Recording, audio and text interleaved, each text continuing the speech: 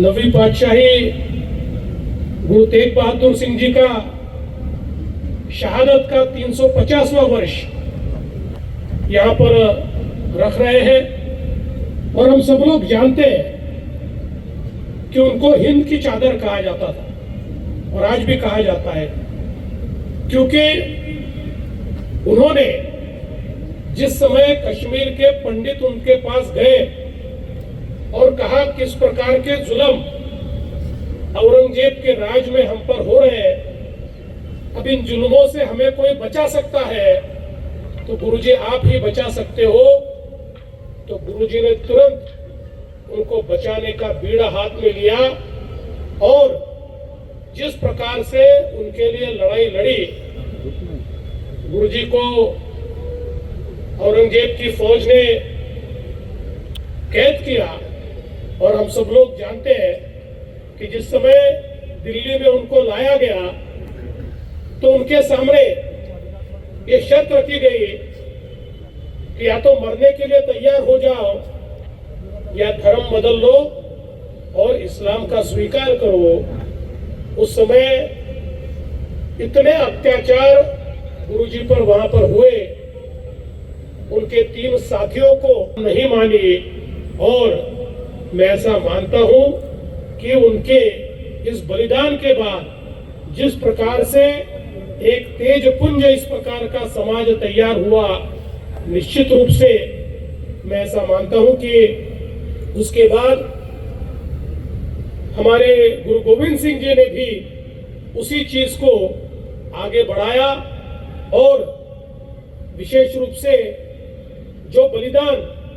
गुरु गोविंद सिंह जी के परिवार ने, उनके बेटों ने, साहबजादों ने दीवारों में चुनवा दिया गया लेकिन नहीं माने और अपने विचारों को नहीं छोड़ा। ये जो एक शहादत का इतिहास हमारी सिख कौम ने हमारे सामने रखा है और कोई भी गुरु खुद के लिए नहीं लड़े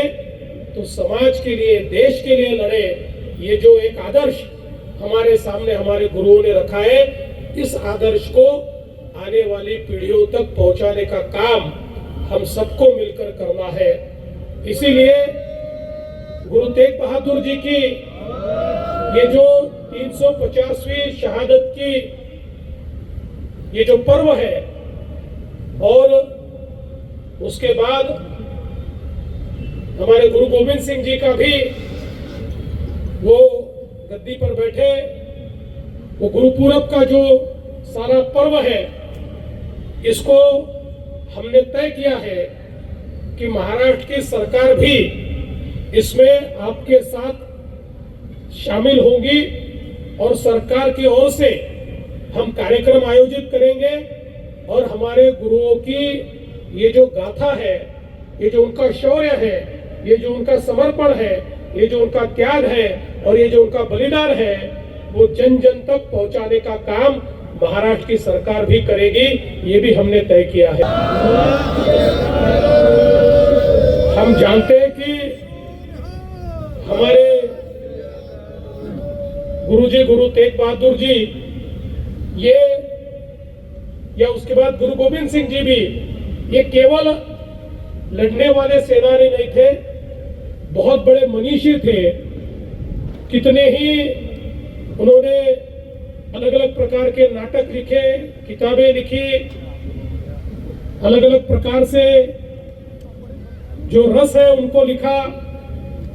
हमारे गुरु ग्रंथ साहिब में हम उसको पढ़ सकते हैं। ये सारे जो उनके विचार है, ये विचार आने वाली पीढ़ियों तक पहुंचाने का काम हम सब लोगों को मिलकर करना है। और मैं ऐसा मानता हूं कि जो हमारी पंजाबी साहित्य अकादमी जिसकी हमने फिर से पुनर्रचना की है, इस बात को वो आगे ले जाएगी और निश्चित रूप से सभी समाज तक ये विचार पहुंचाने का काम वो करेंगे। हमारे बाबा जी ने यहाँ पर कुछ अपेक्षाएं भी व्यक्त की है। विशेष रूप से मुझे इस बात की खुशी है कि जो 11 लोगों की हमने कमेटी तैयार की थी, वो कमेटी बहुत अच्छा काम कर रही है और उस कमेटी के कारण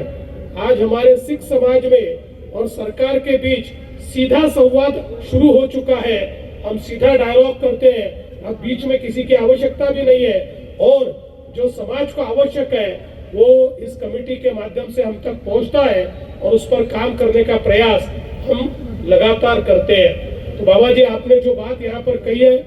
कि जो सिंधी समाज के लिए हमने निर्णय लिया, जो वहां से निर्वासित होकर आए थे और यहाँ पर कई कैंपों में रहना पड़ा, वो जगह होगी या जो प्रार्थना स्थल होंगे, इनको नियमित करने के लिए, क्योंकि इतने सालों के बाद भी उसको अतिक्रमित माना जा रहा था, हमने निर्णय किया कि उनके लिए हम लोग फ्री होल्ड में वो जगह उनको देंगे और इसका निर्णय करके हमने उसकी शुरुआत भी की। मैं आपको आज ही यहाँ पर वचन देता हूँ, ये निर्णय हमारे सिख समाज को भी लागू होगा, हमारे पंजाबी समाज को भी लागू होगा। और जो इस प्रकार मार्गदर्शन मिलता है, ऐसे आपको बहुत सौभाग्यशाली समझता हूँ कि आज गुरुजी का आशीर्वाद लेने के लिए इस गुरुमत समागम में मैं उपस्थित रह पाया। और हम सभी लोग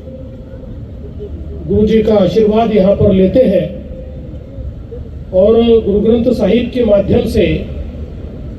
जो विचार हम तक पहुँचते हैं,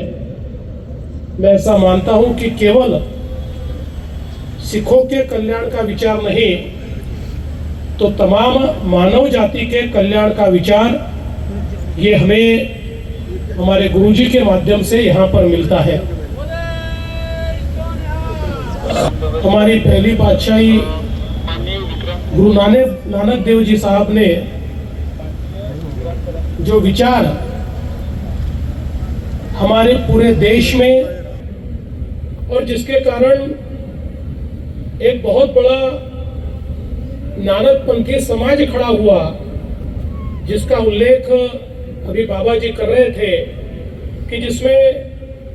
केवल हमारा सिख समाज नहीं है, तो सिंधी समाज भी है, हमारा लमाण समाज भी है, हमारा बंजारा समाज भी है, शिकलगर समाज भी है, जो सारे के सारे गुरु नानक देव जी ने जो विचार हमारे सामने रखे, उन विचारों पर चलने का काम करते हैं। और हमारे 10 गुरुओं की जो परंपरा है, ये परंपरा इतनी महान है, ये परंपरा इतनी एक प्रकार से शहादत की परंपरा है, त्याग की परंपरा है। मैं ऐसा मानता हूं कि आज हम सब लोग यहाँ पर चैन से बैठे हैं, क्योंकि जिस समय हम पर आक्रमण हो रहा था, उस समय हमारे गुरुओं ने न केवल हमको विचार दिया, बल्कि लड़ने की हिम्मत भी दी, ताकत भी दी, और स्वयं